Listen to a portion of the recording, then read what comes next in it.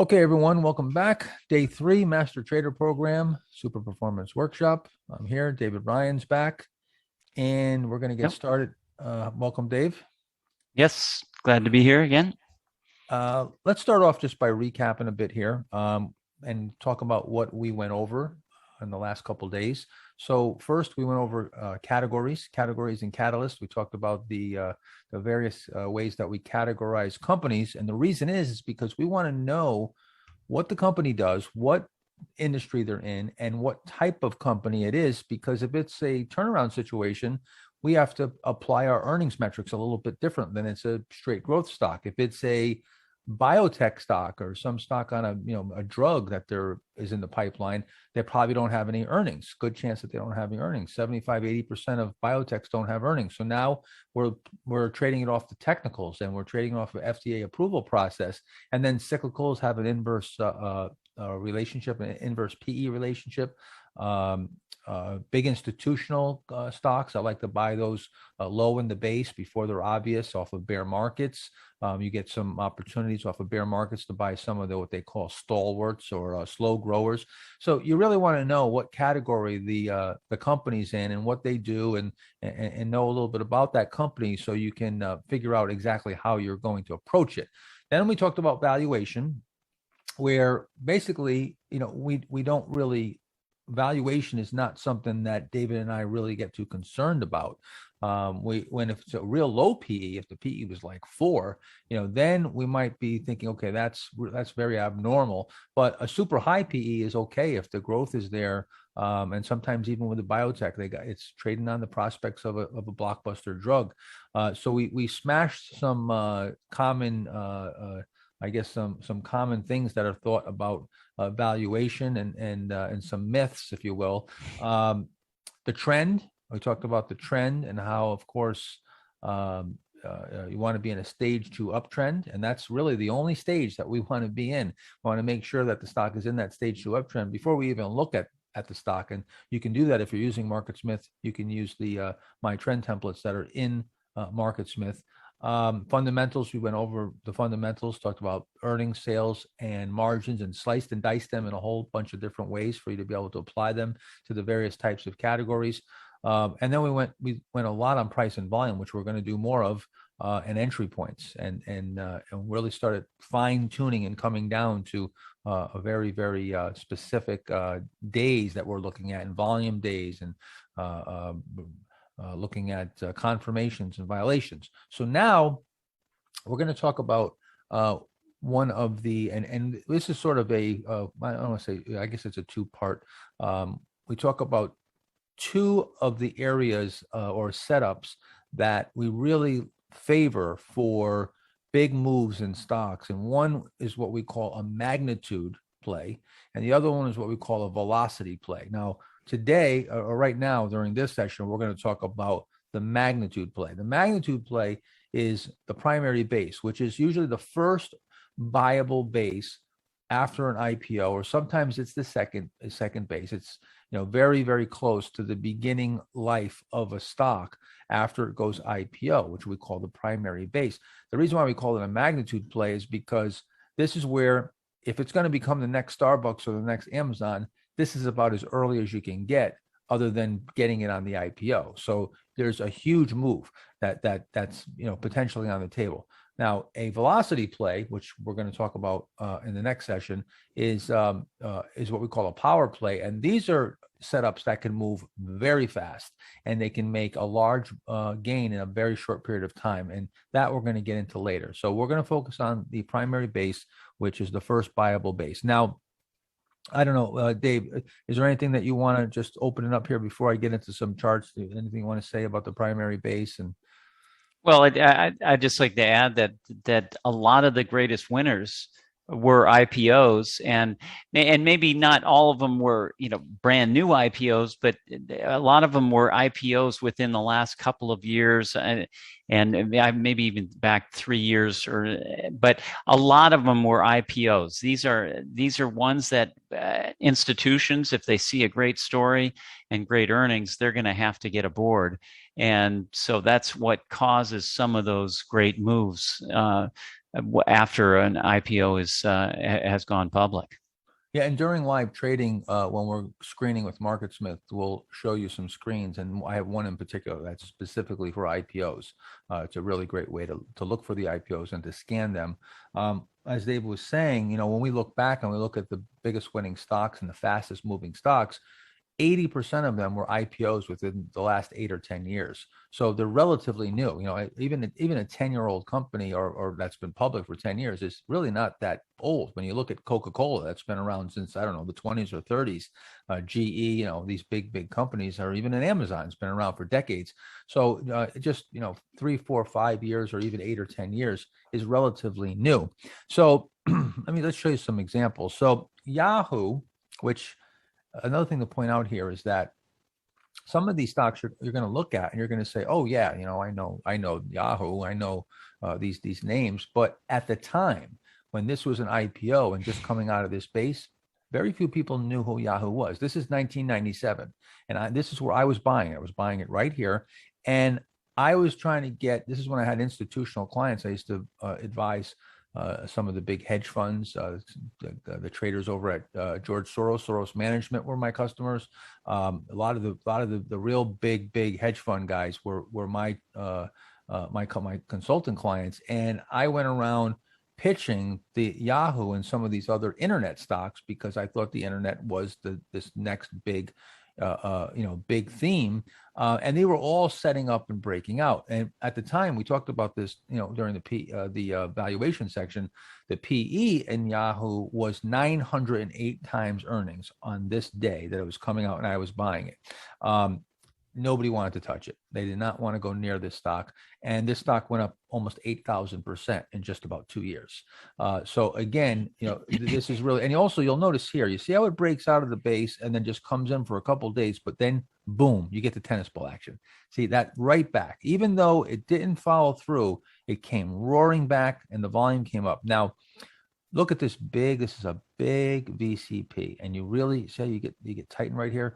You come down 1, 2, 3. You can call this a 1, 2, 3, 4, but perfect VCP. I mean, this is as good as it gets. And you'll see stocks set up like this all the time. Right in the modern right to this day, you'll see stocks set up like this all the time. Take a look at Amazon. So again, now here, when Amazon's breaking out, this also is in 97. Right around the same time, we're looking at July 11th of 97. And a little bit after that, we're looking at September 5th, 97. Amazon starts coming out. Perfect little base here. You see, again, correction, similar to something like a Facebook or a LinkedIn, where it went IPO and had a big correction first and then tightened up. And now right here, this is where it's ready, starts coming out. I was buying it right here. This was another stock that nobody wanted to touch. The word on the street, or the research that was on Amazon at the time, on Wall Street, the common, I guess, opinion of Amazon was that they would never make any money. I don't remember if I said this before, but the thought about the internet back in 97 was that nobody would ever make money in retail online. Nobody would make money. And the only thing that would make money was pornography. At the time, that was sort of what, was broke as the first sort of retail business online was porn. And the funny thing is now decades later, the porn is free and everybody's making money online in retail. So it was completely 100% wrong as far as what the research was saying. And again, the stocks were breaking out. The stocks had that intelligence. And this stock just in 16 months went up 2,500%, and then almost 80,000% in the next 2 decades. So again, right here, if you bought it here, it would have never come down to your purchase price again. And let's say you just, you bought this stock, and even if you swing traded it and it went up 20% and you sold 90% of it and you took 10% away, I got news for you. Regardless of what that number was, it'd be worth a heck of a lot of money right now. Let's take a look here, a couple more. So Starbucks. And, again, these are names that right? These are household names, but they were not household names at this time. And you can see how they're all setting up with this VCP. And giving you that perfect entry point. We can go back, we can look at 1920s, the 1930s, the 50s, the 70s, the 80s, the 90s. Same thing. Same thing happens over and over and over and over. So, Dave, the question that I always get is, if this happens over and over and over, and it's so, repeatable, why isn't everybody doing this and making a fortune? Well, first they have to change their mindset, because a lot of people are convinced that you buy low and you sell high, and you don't buy new highs. So that's one thing, and then you know it requires work, and it requires doing things that most people don't want to do, is spend time researching these stocks and looking for these bases and training yourself to get your eyes and your mind set on what is a successful stock. So it takes a lot of work, and I think a lot of people, they want to take the shortcut and have someone feed them ideas, but boy, there are some great opportunities out there, and they're going to keep on coming as long as unless as long as they don't fool around with the tax system so much that they take away the incentive to start these great companies. Right. And a couple of things. First of all, it takes skill. All right. It takes a skill that takes years to develop, and not too many people are willing to get that skill or to develop that skill and stick with it. There's periods that go by where this doesn't work very well, and you've got to stick with it. And so it's not easy. It's not like it's this easy thing to do. It does take a lot of work, as Dave said. But here's the thing. Here's what I like to say to people. So okay, so why isn't everybody thin and in shape? I mean, we all know you just diet and you exercise, right? I mean, considering if you have a medical condition, maybe, but for the most part, for most people, if they diet and exercise, we know what to do. All right. So why isn't everybody in shape and fit? It takes discipline. It takes discipline, commitment. So just because the answer is there, just because the path is there, doesn't mean everybody's going to walk that path or be able to stay on it. So again, let's take a look here. Dick's Sporting Goods. This is another stock I was buying right here, and it's similar to some of these other names like the Amazon and also Yahoo, where you get this big cup, if you will, and then you come up the right side, and then you really start tightening, and you go through those tightings, and you get a nice VCP action.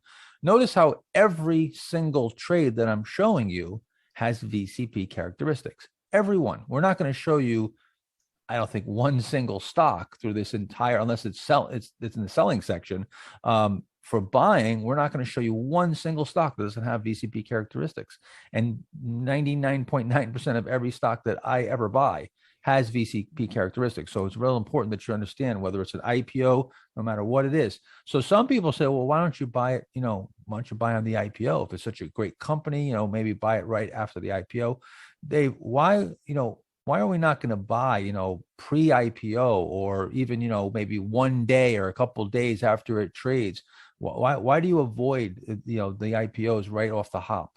Well, because you don't, sometimes they're very, very hyped, and they come out at really ridiculous valuations, and then they have to come down and reset. So you don't know exactly, exactly how they're being priced. The best IPOs are usually the ones that come out in a very difficult market, and there's not much hype to them, and there's not that much interest in the market because you're probably going through a bear market. Those are some of the best, but you have to be careful in some of the very, very strong markets and that have been going on for a while, because the investment bankers are looking for anything they can get their hands on to go public. So I like to see them. I like to see them seasoned. I like to see them out there and trading for at least 4 weeks, a couple of months, so they can set up proper bases to go from. I like that. I like that season. So again, Dick's, just to talk about, to highlight what Dave was just saying. Okay, we're in April of 03. This was, brutal bear market. In April of '03, there not too many people were thinking about buying stocks. I can tell you that after that bear market that just lasted for years, and this is coming out of a really tough market. This is where what Dave was just talking about, how a stock setup coming off of a bear market or a tough environment. Take a look here. You can see this is Dick. Now we're not seeing the price action prior to this where we saw that big bear market, but you can see the market is just coming off the lows here, and Dix is setting up quite nicely in a classic VCP, gets the shakeout, and you can see the relative strength line. See, it's moving into new high ground. Even as the market is going lower, the stock is holding up, and because of that, it's getting a nice relative strength where it's picking up there. So that's one of the things that had me looking at that stock, is it was holding up quite nicely in a tough market, and that RS line was hitting a new high. Here's another one, looks a little similar. You see a lot of these look very similar, but it's like a fingerprint. You look at it from far away, they all look the same. You look real close, they've got these little nuances, but they all have VCP characteristics. That tightness on the right side and going through that ringing of the towel is so paramount that you stick to that, and you make sure that your discipline is that you only buy stocks that have these characteristics. So this comes out of this perfect little base here. Actually, it's a pretty good sized base. Tightens up on the right side right there with that last little tightening between 29 change and 28. Very tight, goes up 450% in just 28 months. Now take a look here. Look at the weekly.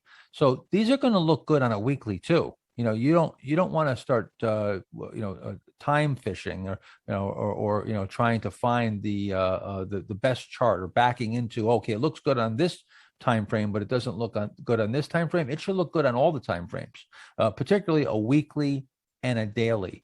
So I don't even think O'Neill ever really looked at daily charts very much, right, Dave? Yeah. No, he almost exclusively looked at weeklies. I had to show him dailies to show him how they were setting up, because the one thing good about weeklies is that it eliminates a bunch of noise. And because sometimes the stock will look like it's breaking down in the first few days of the week, only to come back by the end of the week. And so sometimes it pays to look at the bigger picture and concentrate on that than getting faked out on sometimes the shorter term time frames. Yeah. I always consult the weekly as well as the daily. So here's Borland again. You can see very tight here. I mean, look at this. There's almost no fluctuation whatsoever for 1, 2, 3, or 4 days.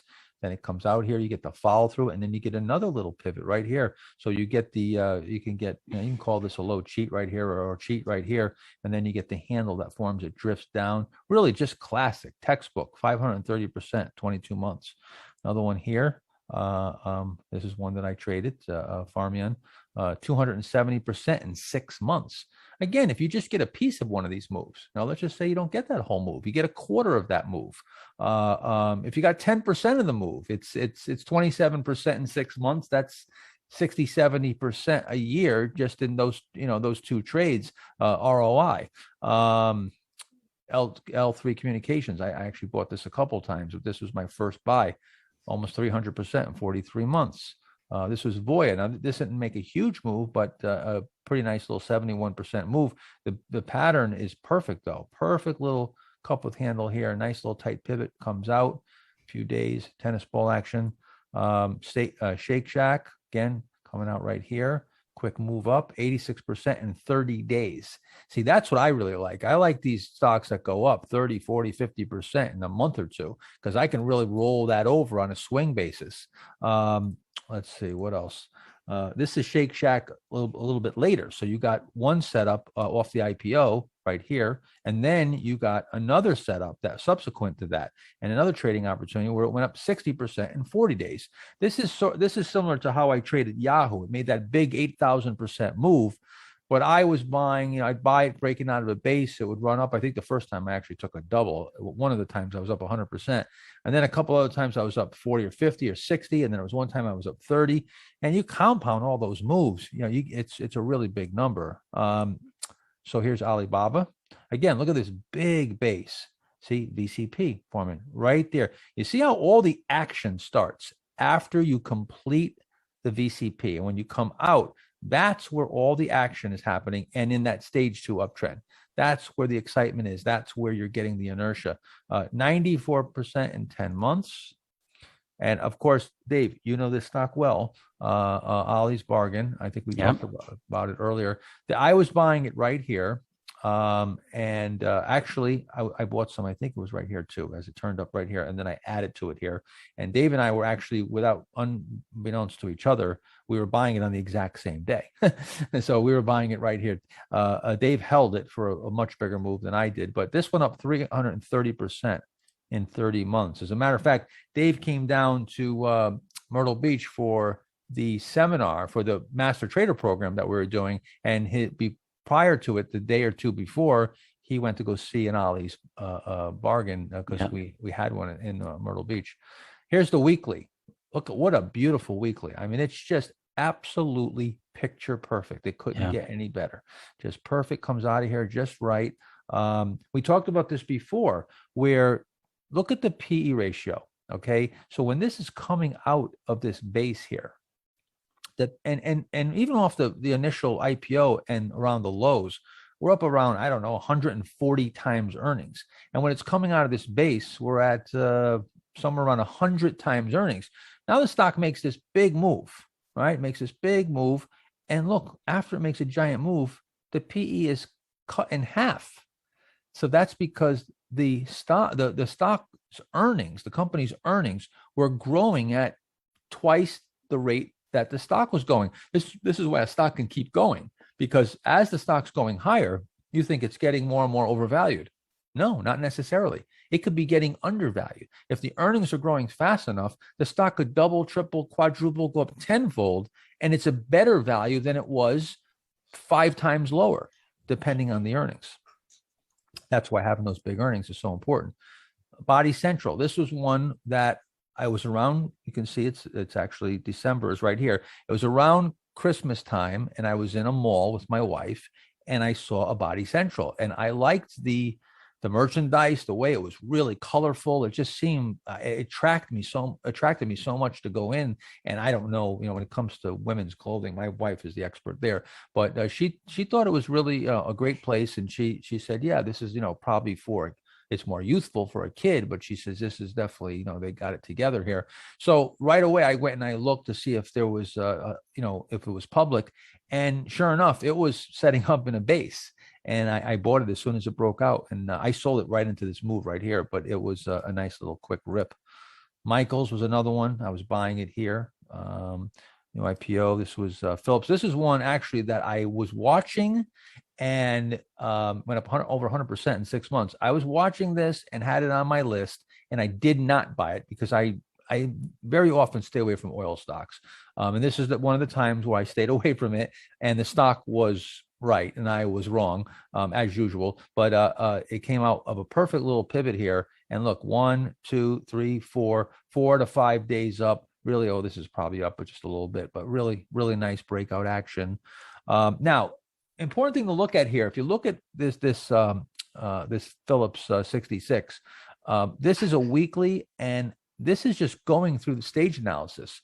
You come out here of your IPO, you go into stage 2, you make that big move. It goes from, I don't know, what, $30-$35 up to $75, $80. So, it's a good 100 and something percent. Now you go into that stage 3. See, it gets real volatile. Some people would look at this and think this is a cup with handle. Well, it does map out a cup with handle, and it does map out VCP characteristics, but it's too wide. It's very wide. It's loose. It's all over the place. And then, of course, even if you bought it here trying to come out, it didn't really even come out. It broke down. And now right here, now you're going into stage 4. So you should be long gone. So you can even see this maturation cycle sometimes in a relatively short time frame, where it doesn't have to take years and years and years or decades. It can happen, the whole 4 stages can happen in just a couple of years. LinkedIn. So this is one that, like we talked about earlier, and Dave was saying how sometimes they go IPO and they're all hyped up, and they just fail right off the hop. And this is the same thing that happened with Facebook. Yep. But you see, and I waited till way over here. I wasn't buying this stock. Now, here's really something interesting. Notice how I'm not buying the stock until it's at just about an all-time high. And you see, that's where the action happens. That's where this really everything starts really taking off here. As a matter of fact, it broke out here, and then I went on. I was on CNBC. They asked me for one stock. They said, "Can you give us just one stock?" And I thought about it. I said, "Okay." It just broken out and had this big move up. It was extended, but it was such a strong breakout that I knew institutions were really piling into it. LinkedIn was my one pick. I was on actually with Tyler Matheson. I think it was in 2013, and this stock went on to make a nice move there. Let's see, a few others. Pega. I bought this twice, once here and once here for trades. Here's a weekly of Shopify. You can see, the IPO again rolled over, and then see once it tightens up, that's where it's breaking out here. Just showing you a few of these examples. Yeah, and Mark, Go one ahead. thing I've been doing while you've been going through these is that on my MarketSmith program, I've actually been going back, and on some of these that are still trading, you can go back and you can go to the day when these broke out and then actually really study in detail the breakout and the move subsequently going forward. And that's where you can really learn a lot when you take these examples and then put them up on MarketSmith and start studying them. That's a great tool on MarketSmith where you can backdate the chart, and then you can move forward day by day by day. And actually, as Dave said, you could live through it as if you were there trading it. So we're giving you hundreds of examples here. And these are great examples of real life situations that were actually traded at the time. So yeah, absolutely. Dave, as far as again here, this is a good. This is looks like your porcupine. It's got a bunch of, Yeah. never. Dave has a tendency to come up with metaphors that they stick for whatever reason. You come up with stuff that always sticks with me. I don't forget it. It's very visual. Well, it looks like, I mean, every time it gets that same level, it spikes up and it comes back down, and then and it happens over and over again. When it finally gets through that, look what happens. It Yeah. gets going. And that is exactly my point of this chart, is that I want to show you that what we're looking for, this really illustrates what we're looking for here. So we want to see some demand off the lows. You see here, you have some good demand right here. And then it goes through the VCP and it tightens. And what I was pointing out earlier, when Dave says to, draw a line across the highs there from the pivot and see where the majority of the action is. And you can see right here, all this price action is happening where it's stalling out at around the same level.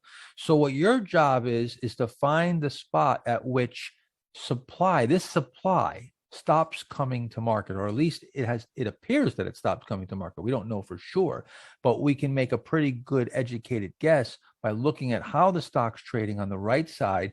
And if it quiets down and it gets tight and the volume comes down, we don't have the volume here, but if the volume comes in, that is that's the footprints of supply coming down and less supply coming to market. Now, once you come out of there and you clear that level, you've cleared that troublesome level, and that also gives you some assurance that supply has stopped coming to market, and now there's no more supply. It's getting through there. This is just simple supply demand dynamics. So if if there's only X amount of shares in the float, and there's more demand, and then you're going to have the stock's going to go up. If there's so many shares for sale, but there's a lot more demand. If there's so much demand but there's more shares for sale, the stock's going to go down. It's no different. I mean, if we were to auction off, let's say, iPhones, or iPads, and I had a trunk full of them, and there was 100 of them in my trunk, and I said, hey, I got iPads for whatever, $1,000 a piece, or maybe I start off even lower because I have so many, and now people start buying those, and as the supply gets lower, they become more valuable. And the price, I could start raising the price. It very, very simple. And if you were to go and chart, if you were to go to an auction and look at the bidding and on anything, I'm talking like a car auction, anything, look at the bidding. we actually did this. There was a study that I did with a group. This is a long time ago, decades ago, where we studied auctions and certain types of anything that was an auction marketplace and charted the pricing. And we found that even auctions, the pricing was forming patterns, and it would have supply and demand. It would form BCPs. You'd have tight areas, and it would break out. It was really quite amazing. So um, this is just universal, universal. And the reason why I have to keep pounding this home with you is because at some point, you're going to have some, well, you might be right off the hop because you don't know what you're doing in the beginning. You're going to definitely have difficulty. I assure you that this is not going to be easy. And if it is, God help you, because then you're going to get sloppy and think it's too easy and probably have some real problems. But you're definitely going to run into trouble, and it's going to take a while to get this down. So you've got to have a really strong conviction in the strategy and in the reasoning behind it, the research behind it. That's, I guess, probably one of my secrets, I guess. And I'd say, Dave, working with O'Neill, and seeing his success and the organization and what he built from that, that probably had to, give you some confidence. If you didn't have the confidence in it yourself, you certainly saw the work that was done in the research.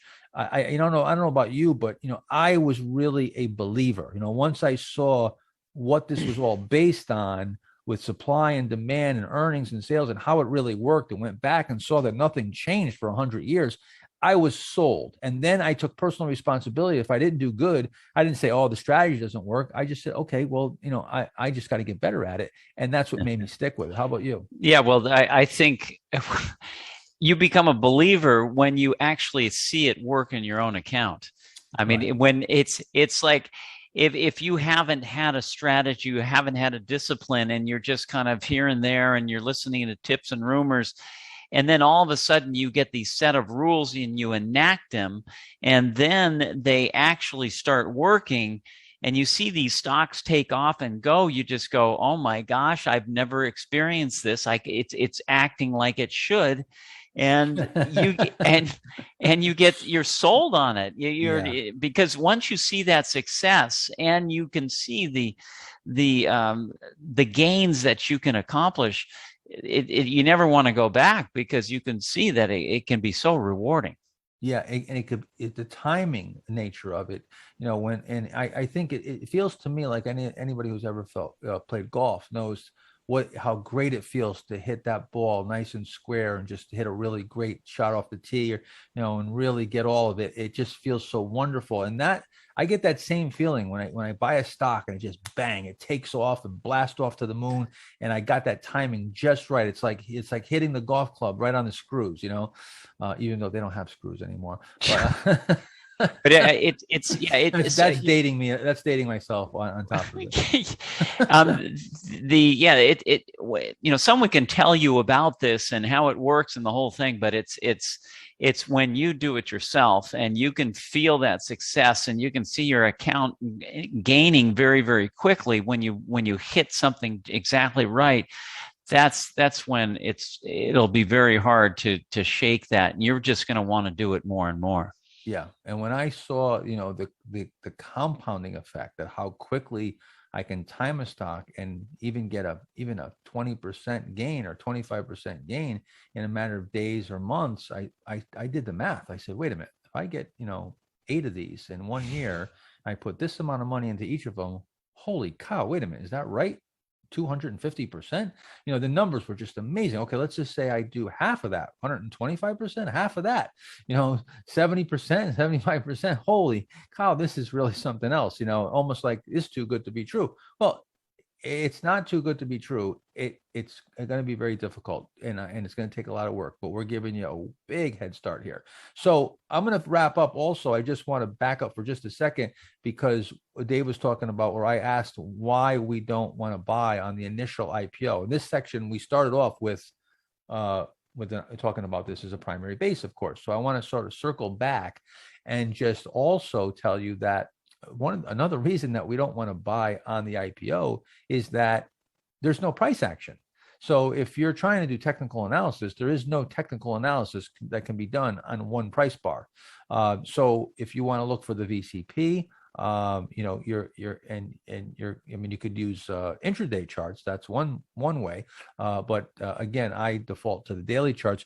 Right here, you can see on Burlington, you actually had a little VCP right here, and you broke out. You made a little bit of a move, but then it came in and it's all over the place. And now you got to wait for that base to form. So sometimes, you'll have an IPO base, it'll set up, it'll break out, and you'll get knocked out, and then it'll reset, and you'll get another base. You might get, I mean, over a course of a bull market or a secular move in a stock, you might get 5, 6, 7 bases. You'll definitely get a lot of opportunities. But this is the earliest. This is when we're trying to get on board the earliest that we can, subsequent to the initial IPO, primary base. Okay, so we're going to wrap this up, and we'll be back, and then we'll talk about the velocity play, and that's also going to be exciting. All right, bye bye.